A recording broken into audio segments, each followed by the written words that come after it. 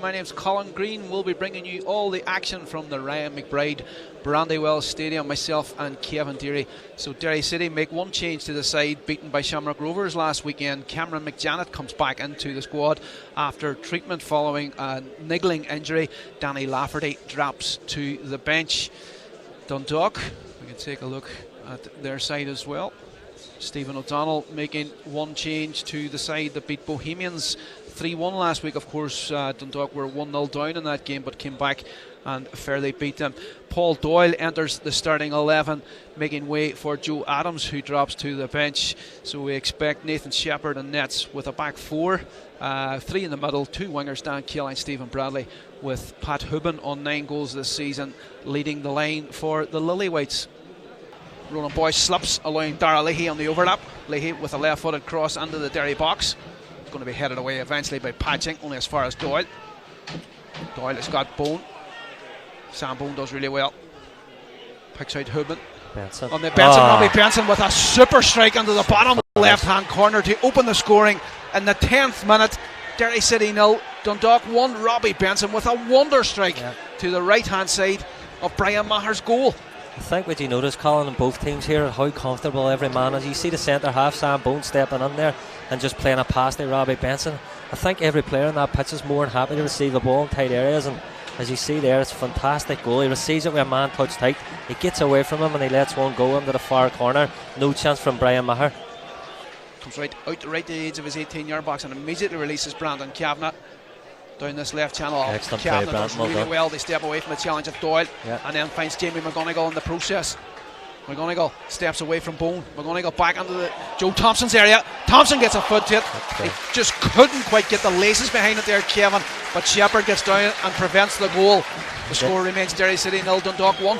Fantastic play, what a ball with his left foot, and Joe's made a great run as he's been doing all season. He gets a great connection on it.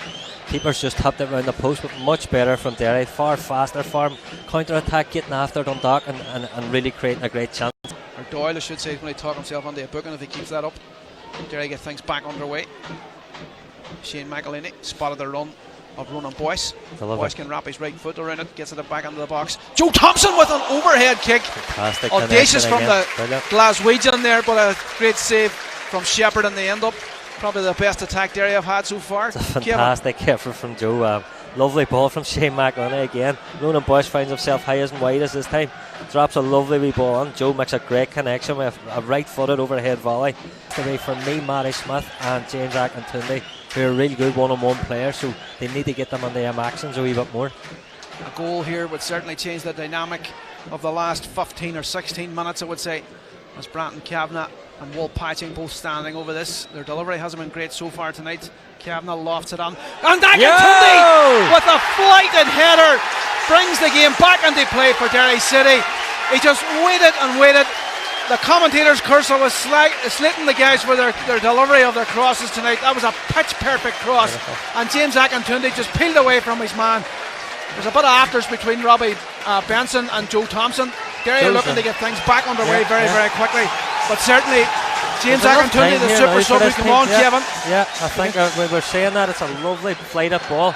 James Kavanagh just uses his strength on, brushes off the defender. It's fantastic. Just throws himself at it. To get it, but referees give a handball against him. So. And now Stephen O'Donnell goes under the book as well for remonstrating. So Dundalk losing the plot here at the Brandywell. 1, 2, 3, 4, 5, 6 players, or 6 from the squad of Dundalk already on bookings. Dummigan goes down on the challenge. The referee waves play on. Brandon Kavanagh can't quite get anything on it, but the ball eventually squeezes through. To James Akintunde, the Londoner. Man on shouts from Derry City. Played on the path of Pat Hubin. Hubin gets his shot away. Oh, and they have smuggled it under the body of Brian Maher.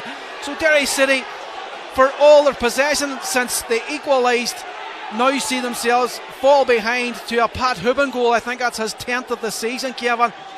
He just really, first time shot, got it away, took Brian Maher by surprise, and Dundalk take the lead in the 82nd minute. As I say, Stephen O'Donnell's been sent off in front of us here. As one of the subs, as well as David McMullen, as we were just saying there, Kevin, he's out remonstrating as well. But The fourth official, Ben Conley, trying to keep peace at bay in the Dundalk dugout. Derry City still trailing by 2-1. It's Patching with a free kick. Come on, Patching. I can hear in front of me here in the Mark Farron stand. Patching, right footed, plays it. Just smashes against the crossbar.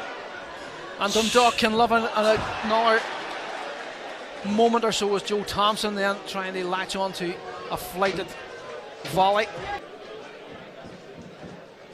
Drogheda have beaten our near neighbours 3-1.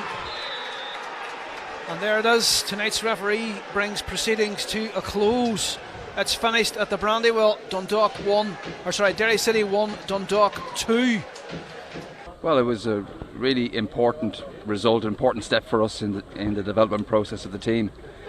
So we're delighted with the result, with the resilience that was shown, particularly in the second half after Derry coming back to equalise, to go on and score a really good goal to win the game. It just shows how the team has grown. So we're 16 games in, and we're still learning. We're still working hard, and we'll move on to the game against Finn Harps on Monday with some confidence.